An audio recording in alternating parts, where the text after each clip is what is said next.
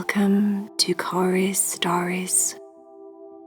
Are you ready to meditate with Cory?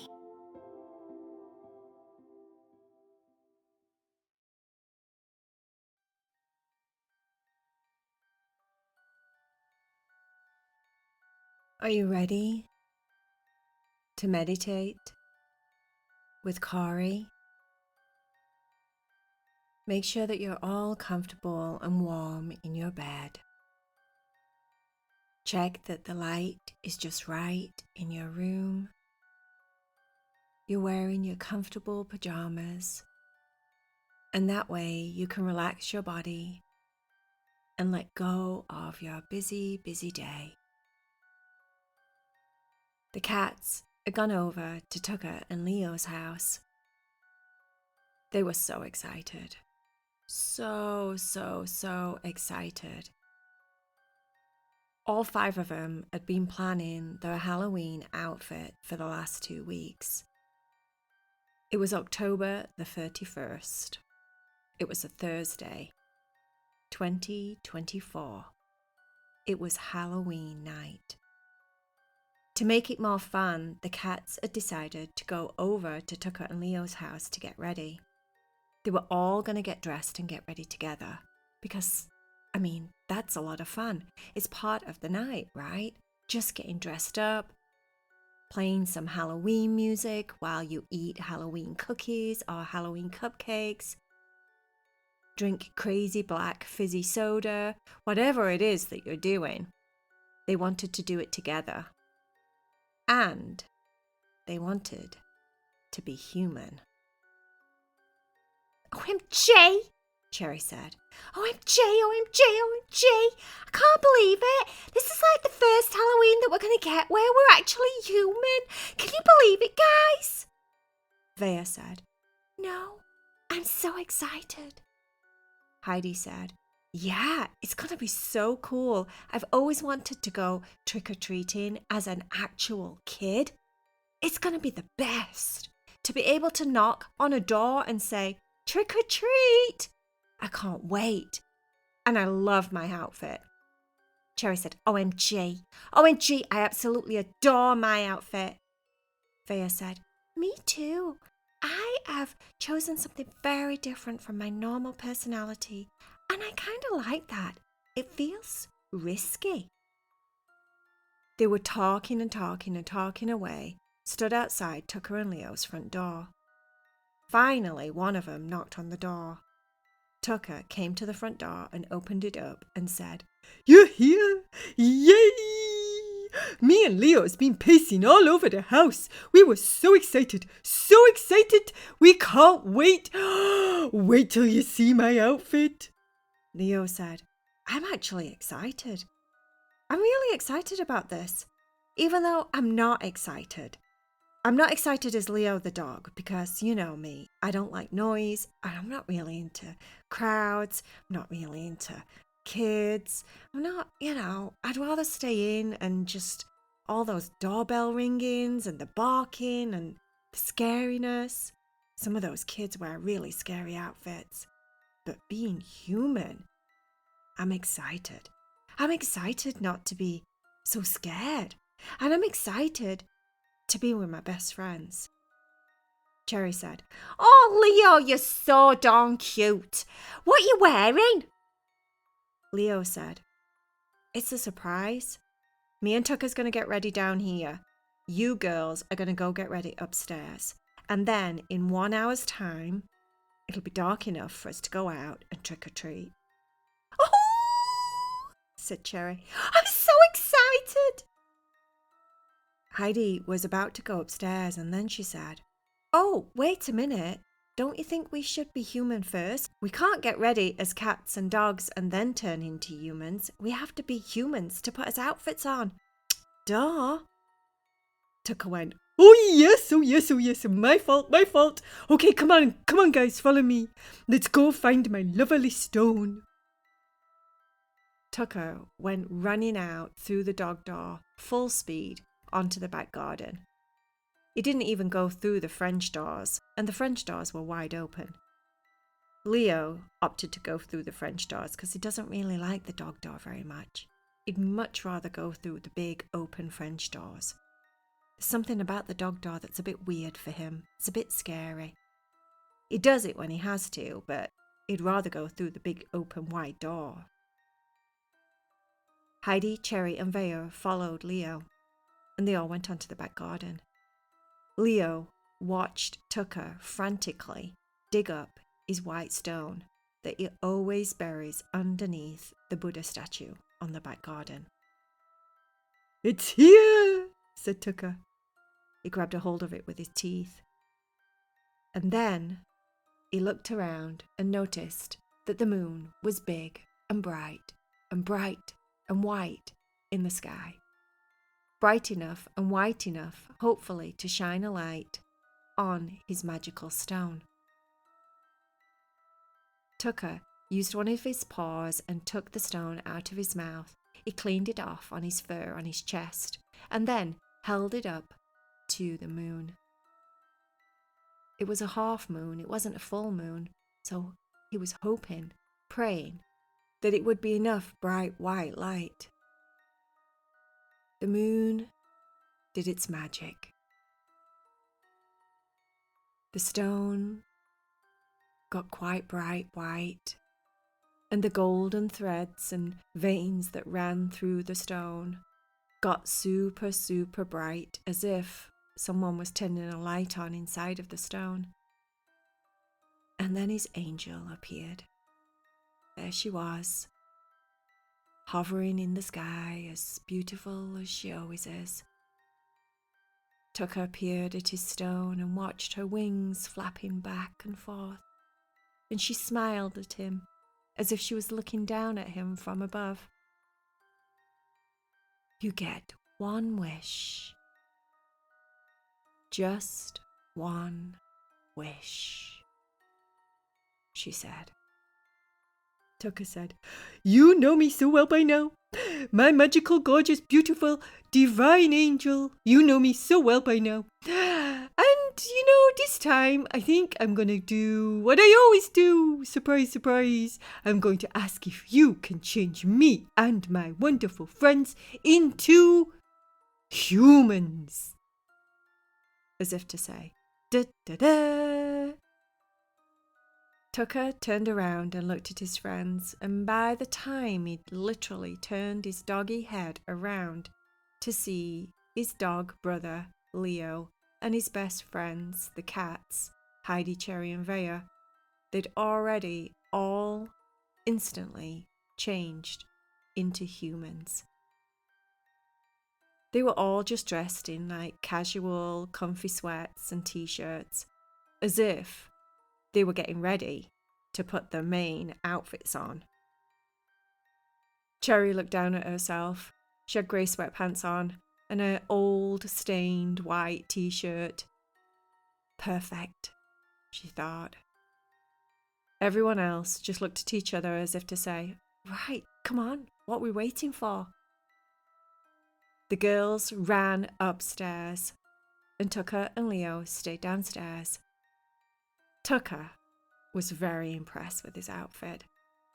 Literally 15 minutes later, Tucker was ready. Tucker was looking at himself in the mirror in the living room. "It's quite scary," he said. Leo looked up at him and laughed. "I don't know how you thought about it, or how you dreamed it up, Tucker, but that stocking on your head, whatever it is," Tucker said, "I think it's called tights." Leo said, "Don't tights have two legs?" "Yeah, well, I cut one of them off, and I cut the body part off, and I just kept the leg." Tucker had basically bought a pair of women's tights, cut them up and saved one of the legs, and then he pulled it over his head as if he was robbing a bank or something, and he was trying to disguise himself underneath.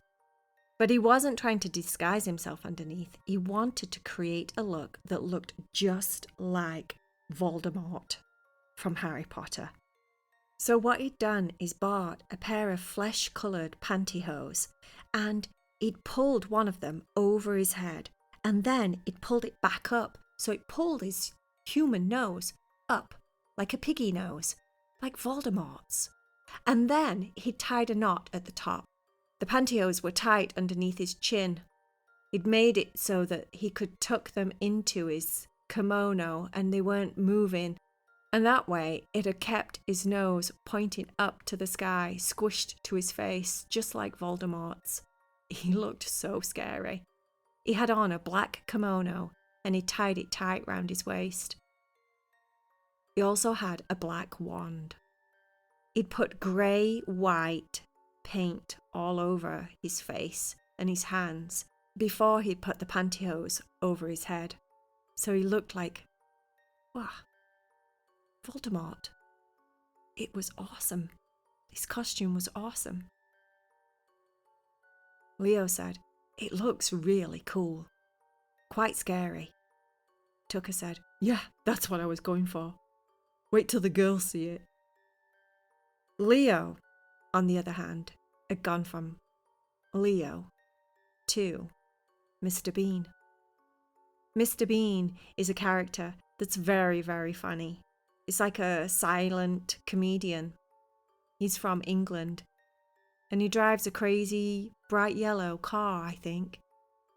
Tiny little yellow car. He's called Mr. Bean, and he never talks, but he pulls a lot of funny faces. And Leo has seen him on telly before, and he thought he was really funny. So Leo was wearing a brown jacket, as if he was a school teacher. One of those tweed ones that look very boring, very school teacher-like. With a red tie and a white shirt, with brown, shiny, kind of boring-looking trousers, and brown, boring-looking shoes. He looked like he'd just walked out of a university, as if he was a teacher at a university, and he had absolutely no fashion sense at all. And then he'd wet his hair down so it looked quite dark like Mr. Bean's, and he put gel in it, and he'd given himself a really boring, geeky looking side parting. So his hair was like stuck to his head, basically, in a side part. He felt wonderful. Actually felt like his own personality. A little bit shy, a little bit goofy, quite a particular flavour. Everything about Mr. Bean as the character suited Leo down to a T. So there was Voldemort, Tucker, his dark side. And there was Leo, as sweet as anything, very, very geeky, very, very nerdy, Mr. Bean. About 10 minutes later, after hearing lots of laughing and lots of loud giggles and all sorts of stuff going on upstairs, the girls came running downstairs. Cherry could not believe her eyes when she saw Tucker. "OMG! That costume is awesome," she said to Tucker. Tucker said, "Yeah, I know." "You look great," he said to Cherry. Cherry was dressed, of all things, as a black cat. She had on a black jumpsuit that was like a leotard material, but it had legs in it and long sleeves in it, and it was all black and slinky. And she got a long, like feather boa kind of black tail, and a headband with ears on it, so she looked like she got cat ears. I don't know why I wanted to be a cat when I was a cat already, but I've never been a black cat, and they're so cute, especially for Halloween. She looked so cute. She had little black shoes on that matched, and she'd painted a black cat nose with whiskers on her face. So she wasn't ginger anymore. She wasn't auburn, bright red. She was black. A black, silky, slinky, cute cat. And she felt awesome. Tucker said, again, "You look so cool, Cherry. I love it." "Thanks, Tucker," she said. Then Vaya stepped off the bottom step and Leo said, "Wow, that is not like you at all. Vaya blushed. I know, right? But it's kind of me in a way. Vaya was dressed as Jadis, the white witch from Narnia. You know, the mean one? Vaya? Mean? Never. But this outfit looked absolutely amazing on her. She had on a long, bluish-white, icicle-coloured dress. It looked like feathers stuck to her body. And then she had on a big, giant cloak that was made from white fur, bright white fur. And it trailed behind her. She looked like a queen. I know she's called a white witch, but she looked like a white snow queen. And on her head, she was wearing an icicle tiara. She'd paled out her skin. Even though Vaya was quite pale anyway, she's very dainty and blonde with pale, pale skin. But she dusted it with white powder, so she looked more ice queen-like. And she had on bright red lipstick. I feel so different, she said. Cherry turned around and said, that's because you look so different. You look so different. So beautiful though, Vaya. So, so beautiful. Thanks, Cherry, Vaya said. And then Heidi came down the stairs last. Heidi was dressed as Velma from Scooby-Doo. Perfect outfit for Heidi, because she wore glasses. So she had her Velma glasses on, and she had a bright orange turtleneck sweater that was big and long, but it was quite fitted, and it went all the way down over her hips, on top of a red pleated skirt. And then she had knee-high orange socks on and red shoes, just like Velma. Tucker said, that outfit is so you, Heidi. Heidi said, yeah, I know, right? Perfect. I could just sit myself in the library and be completely disguised and no one would even notice me. I feel exactly like myself as a cat, but as a girl. I mean, it's perfect.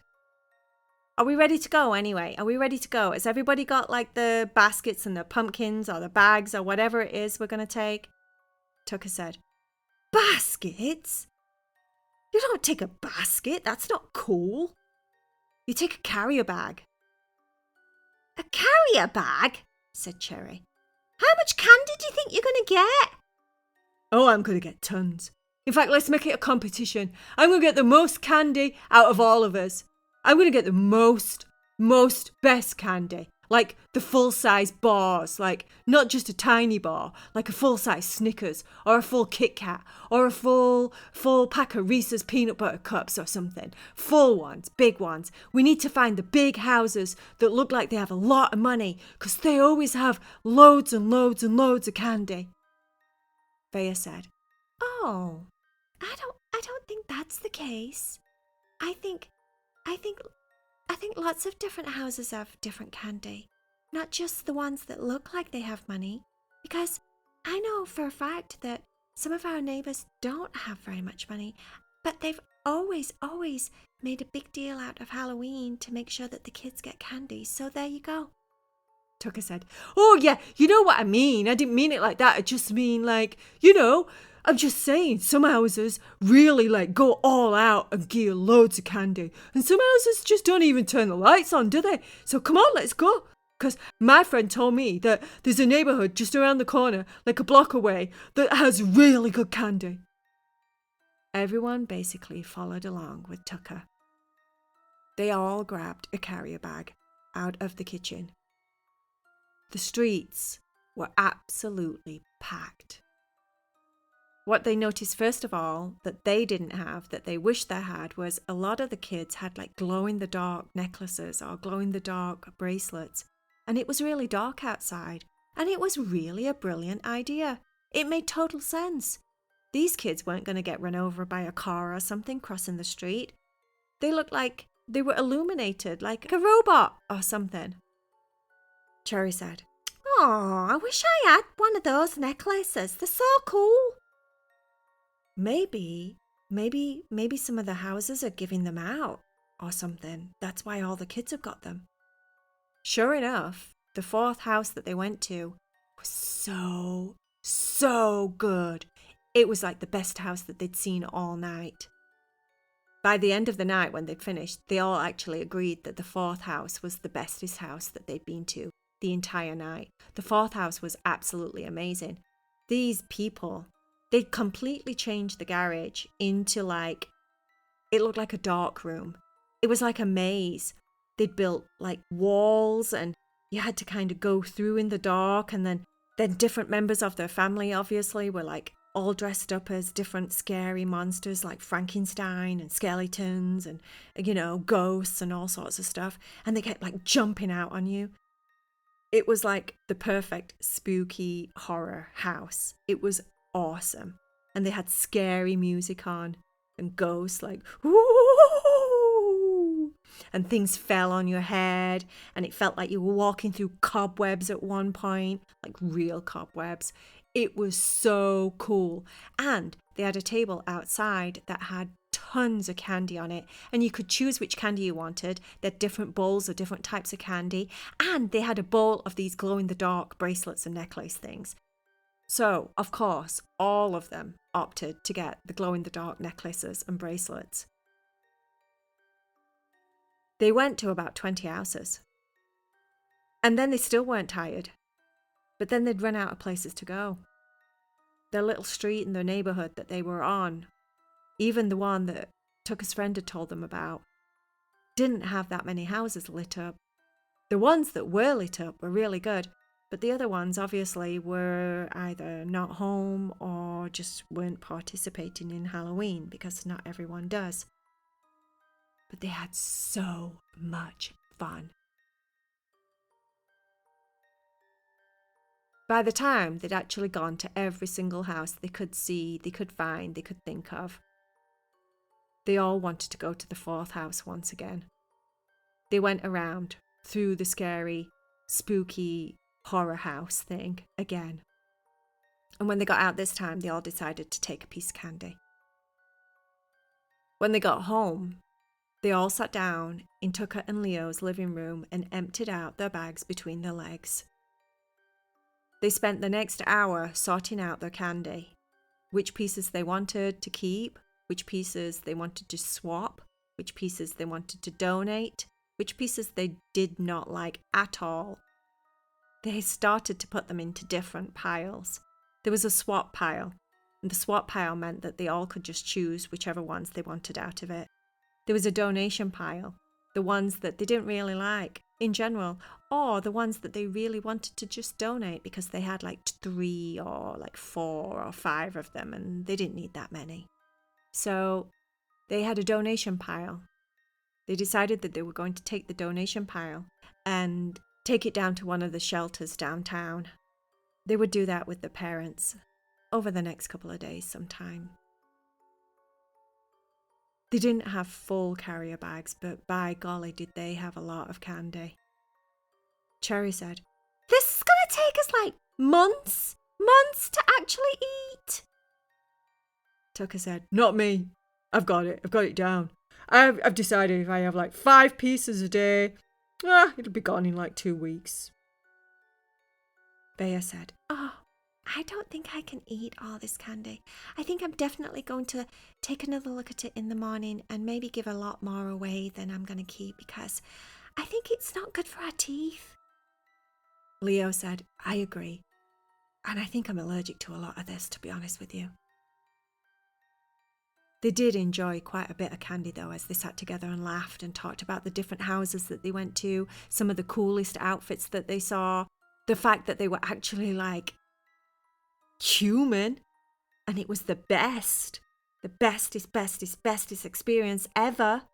Far better than when they did it when they were cats or dogs. So cool, Tucker kept saying. By now he took off his silly pantyhose thing off his face. His nose was still scrunched up a little bit, and Cherry kept laughing at him. "What are you laughing at?" "Nothing," she said. "You just look so cute."